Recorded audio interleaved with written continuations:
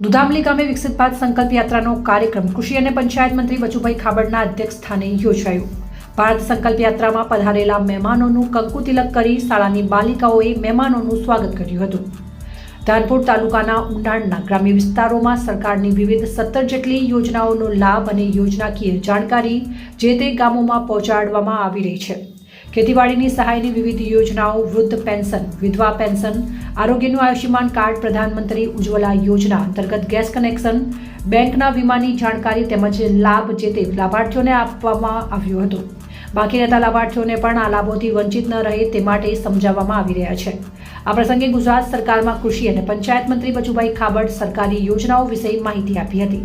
જિલ્લા કારોબારી અધ્યક્ષ અભયસિંહ મોહનિયા તથા તાલુકા પંચાયતના પ્રમુખ અભયસિંહ છગનભાઈ મોહનિયા અને ખેતીવાડી વિસ્તરણ અધિકારી ધાનપુર મામલતદાર મોદી સાહેબ, પૂર્વ તાલુકા પ્રમુખ પ્રદીપ મોહનિયા, દાહોદ જિલ્લા કિસાન મોરચાના મહામંત્રી ભરતભાઈ પટેલ, પૂર્વ ઉપપ્રમુખ જુવાનસિંહભાઈ તથા પ્રાથમિક શિક્ષક સંઘના પ્રમુખ નરપતસિંહ, ઉપપ્રમુખ સામાજિક કાર્યકર અને દુધાલી ગામના લોકલાડીલા યુવા સરપંચ જમનાબેન જસુભાઈ તેમજ દુધામલી ગામના તમામ નાના મોટા આગેવાનો જોડાયા હતા। આંગણવાડી કાર્યકરો, તેડાગર, આશા વર્કર બહેનો, સરકારી દવાખાનાના કર્મચારીઓ, સામાજિક વનીકરણ વિભાગ, પશુપાલન વિભાગ ઉપસ્થિત રહ્યા હતા। આજના કાર્યક્રમની આભાર વિધિ શાળાના આચાર્ય દ્વારા કરવામાં આવી હતી। રિપોર્ટર ચંદુભાઈ મોહનિયા, દાહોદ।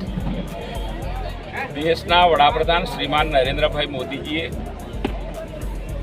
આ દેશને આઝાદીના 75 વર્ષનો અમૃત સમય, એવા સમયે એમને એક એવો વિચાર કરીને આ દેશને આઝાદીના 100 વર્ષ થાય ત્યારે આવનારા 25 વર્ષની અંદર ભારત દેશ પૂર્ણ વિકસિત થાય એના માટેની યાત્રા 15મી નવેમ્બર આ દેશની ઝારખંડની ધરતી પરથી શરૂઆત કરી હતી। એ યાત્રાના માધ્યમથી સમગ્ર ભારત વર્ષની અંદર આ યાત્રા ચાલી રહી છે અને ગુજરાત રાજ્યની અંદર પણ ગુજરાતના મુખ્યમંત્રી શ્રીમાન ભૂપેન્દ્રભાઈ પટેલના નેતૃત્વમાં અંબાજીના ચરણોમાંથી 15મી નવેમ્બરના રોજ શરૂઆત કરી હતી। હું પણ ત્યાં હાજર હતો અને આજે સમગ્ર ગુજરાતની અંદર 252 રથ ચાલી રહ્યા છે। અત્યાર સુધી 6408 ગામોની અંદર આ રથની યાત્રા ભરવારી છે અને આ જાન્યુઆરીના 26મી જાન્યુઆરી પહેલાં ગુજરાતના 14800 ગામડાની અંદર અને ગ્રામ પંચાયતની અંદર પ્રવાસ કરવાની છે।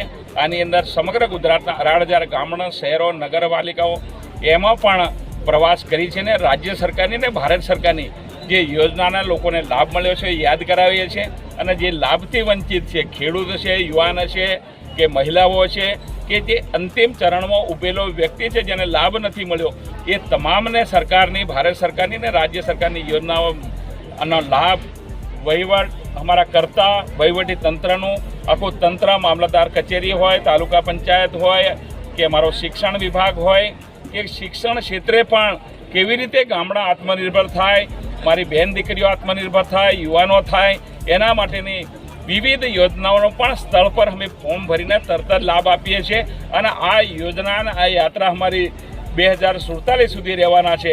એમાં મને પૂરો ભરોસો છે કે દેશના વડાપ્રધાન નરેન્દ્રભાઈ મોદીનું જે સ્વપ્ન છે કે વિકસિત ભારત, એટલે માત્ર ભારત વિકસિત ના હોય, એ તે દિવસે 2047 સુધી મને લાગે વિશ્વની મહાસત્તા છે અને પૂરો આ દેશ પણ આર્થિક દ્રષ્ટિએ વિશ્વની અંદર પહેલા નંબરનો છે।